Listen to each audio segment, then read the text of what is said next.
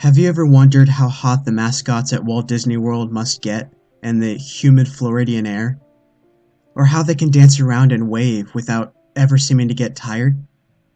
I never really paid much mind to it. I always wanted to believe it was just the Disney magic that kept those poor people in those burning costumes going. But like most things, unfortunately, it's just not that simple. It was the summer of 2006. I was 14 at the time. I took a well-deserved vacation with my family down to Florida to have a magical vacation at the happiest place on earth. Along with my mom, my sister, and of course me, was my Uncle Rick. He lived in Florida, so it wasn't uncommon for him to accompany us on our trips down to Disney World. We visited Disneyland often because it was only a 5-hour drive from our home in Phoenix, Arizona. So, as you can imagine, it was always a big treat for us to fly down to Florida. Me, my mom, and my sister were all huge Disney fans. And when I say huge, I mean huge. Disney memorabilia all over our home, seeing Disney movies on opening night or day, anything Disney, we've done it. That's one of the reasons this story is so painful to tell, along with many others. My Uncle Rick, on the other hand, wasn't such a big Disney buff. In fact, he was the opposite. He was a very religious man, always rambling on about his stories of the good old days when he was a teacher at a Sunday school. Uncle Rick was significantly older than my mother. They were 12 years apart, I think.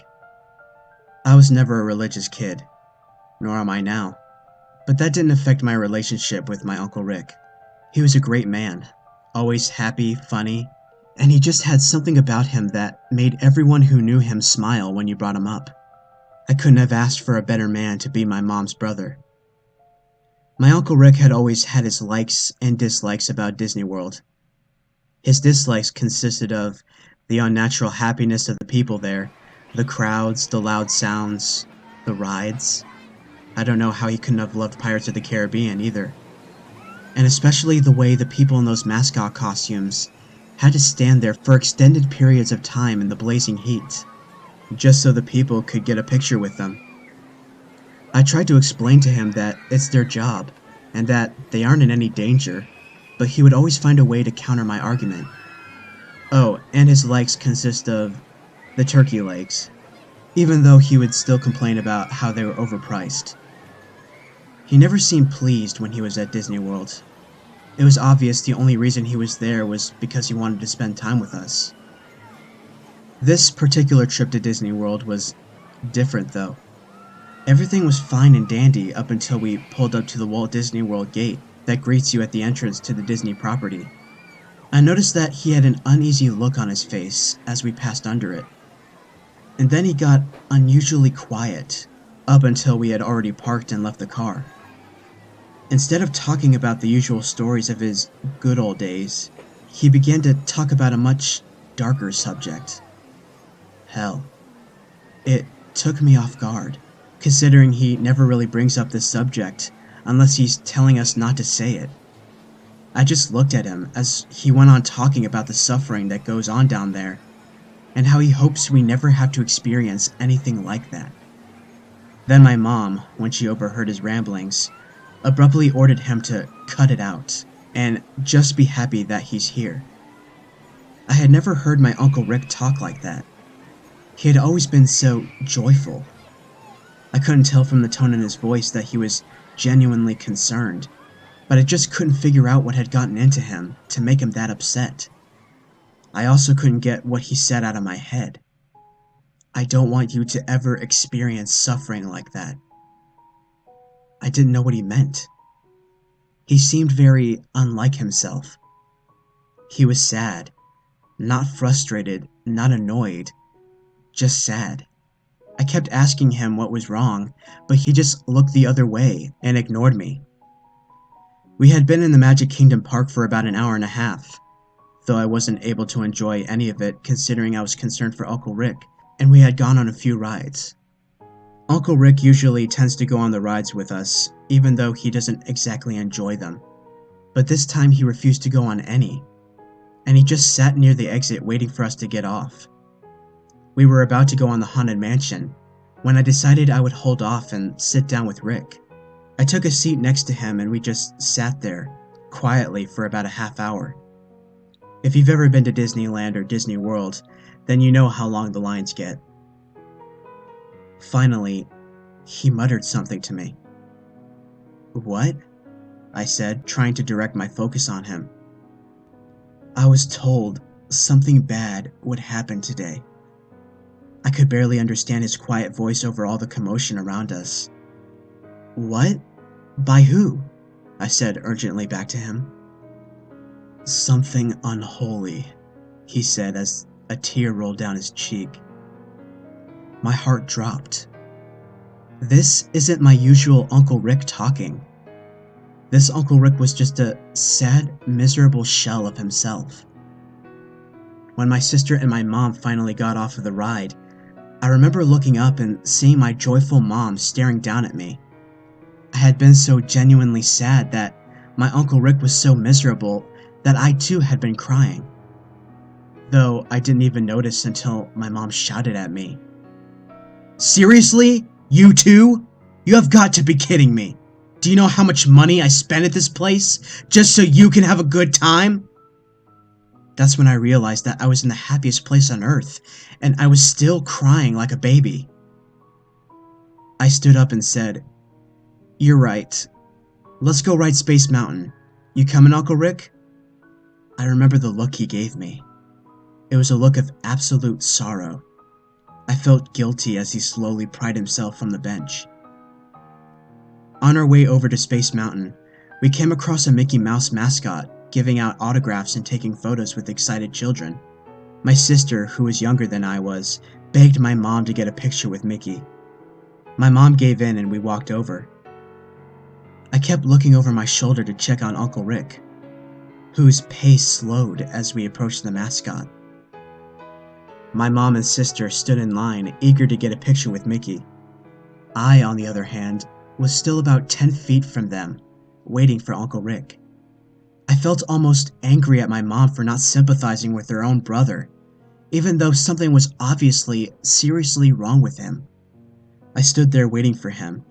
When he finally caught up, I grabbed his hand to try to assist him over. But as our palms met, I noticed that his hand was shockingly cold. I gasped as I jerked my hand away in shock. "Uncle Rick? Are you okay?" I said to him in a shaky voice. He just stared at me. His face was different than I had ever seen it before. It didn't look like my Uncle Rick at all. It looked like the epitome of misery. I wanted to break down crying. I have never seen such a disturbing sight in my life. And not disturbing in a way that made me frightened. It was disturbing in a way that affected me as a person. In a way that I know I'll never be able to forget.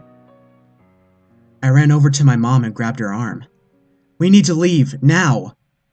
She just looked at me with a puzzled look on her face. "No, we don't. Your uncle is fine. He just..." She stopped mid-sentence and looked behind me with a shocked look on her face. I was hesitant to turn around because, by the look on her face, I knew what I was about to see was going to be bad. I never could have imagined how bad it was going to be. I finally convinced myself to turn around. Before me, I saw my Uncle Rick, standing maybe 15 feet away. He was looking at the Mickey mascot, and the Mickey was looking at him. That's when I noticed that Mickey's body was facing the opposite direction of the Mickey head. I couldn't understand why the mascot looked like that. Wouldn't the Disney employees have put a stop to this? What's happening? That's when it happened. In an instant, the Mickey mascot let out a deafening sound that resembled 1,000 people screaming. I cut my ears trying to drown out the noise, but it was no use. Then, just as soon as it started, the noise stopped. I looked up, and Mickey was no more than 2 feet from my face. His face was distorted. He had black eyes with small white pupils and huge rat-like front teeth surrounded by what looks like hundreds of bloody human teeth. Filling the gums of Mickey's mouth, the skin of the mascot was gray, and the material looked aged and rotten. Then I heard it say, in a voice that sounded like 1,000 people talking at once, "We are but puppets. Nothing more than a test for what's to come." I couldn't scream. I couldn't move. I could only watch as, in the blink of an eye, the Mickey was standing in front of my Uncle Rick.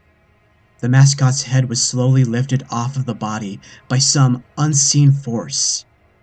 I saw a reddish black liquid pour out of the neck opening and spill down the body of the mascot.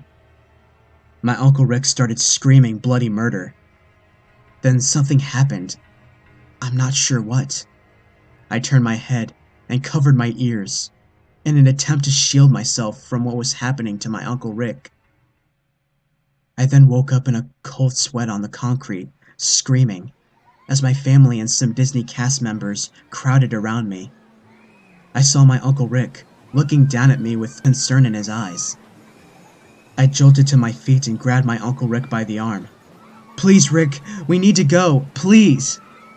He placed his hand on mine. It was warm again. He told me with a smile on his face that everything was okay. I had just fainted from the heat.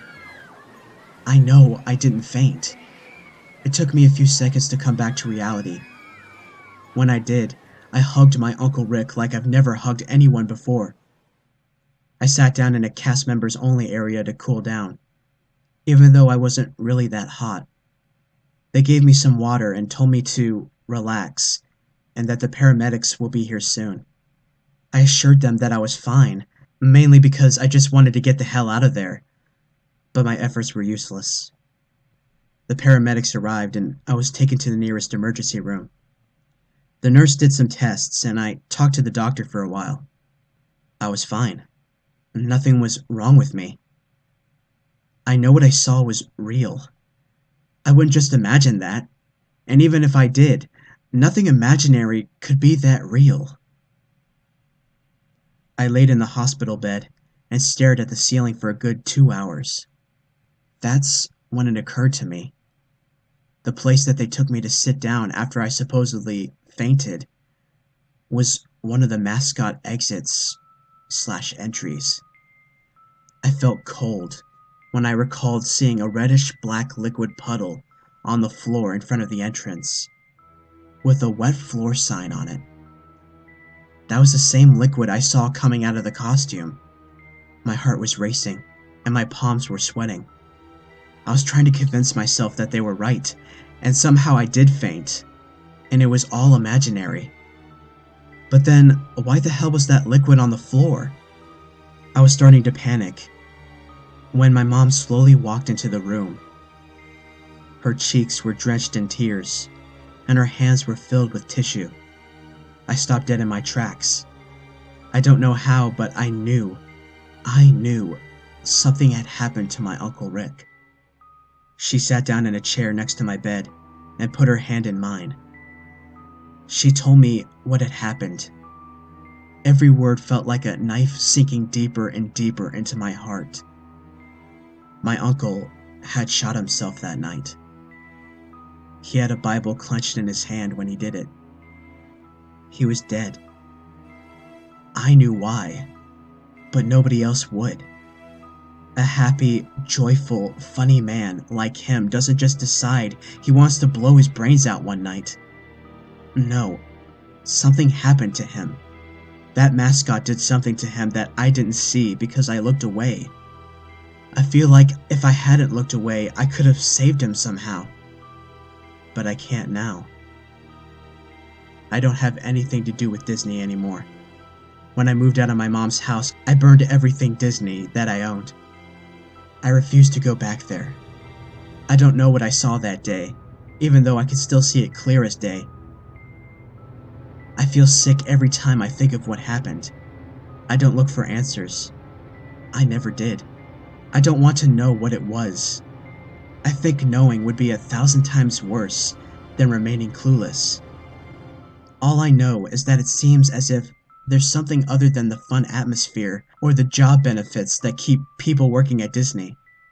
Maybe there's something more to life in general. Something we will never understand until we're dead.